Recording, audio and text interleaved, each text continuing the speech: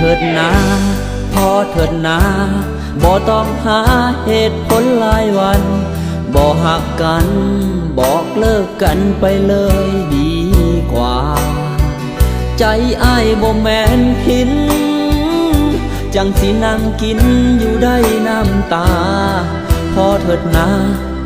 อ้ายว่าเลิกกันซะเนาะหยุดเถิดนาเศร้าเถิดนาเขาสิซาว่าเจ้าหลายใจอ้ายหับไว้ถ้าหัวใจเจ้าหูจักพอหรือใจเจ้านั้นเป็นหินจังบ่ได้ยินคำที่อ้ายขอโทษเถิดเนาะเป็นคำขออ้ายเป็นเศษดินถ้าบ่มีใจไปโลดเด้อลาเสียงตกของน้ำตากะสิทำท่าว่าบ่ได้ยินอ้ายสิอดเอาคิดว่าใจเจ้านั้นเป็นหินเอาไปฝังดินบ่อยากได้ยินบ่อยากเห็นอีกเลยหับบ่ไหวทนบ่ไหวกับหัวใจ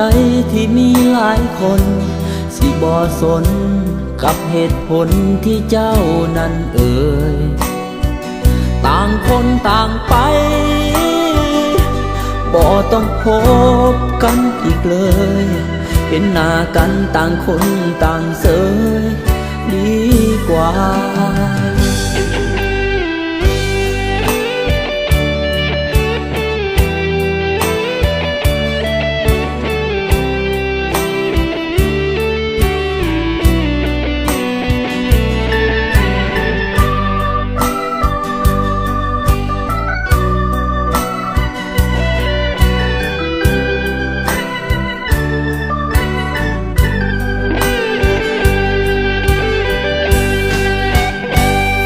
ถ้าบ่มีใจ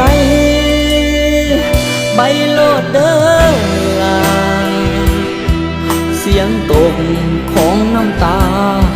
กะสิทำท่าว่าบ่ได้ยินอ้ายสิอดเอาคิดว่าใจเจ้านั้นเป็น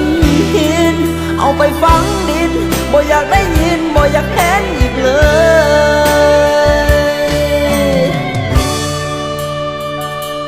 หับบ่ไหวทนบ่ไหวกับหัวใจที่มีหลายคนสิบ่สนกับเหตุผลที่เจ้านั้นเอ่ยต่างคนต่างไปบ่ต้องพบกันอีกเลยเห็นหน้ากันต่างคนต่างเสยดีกว่า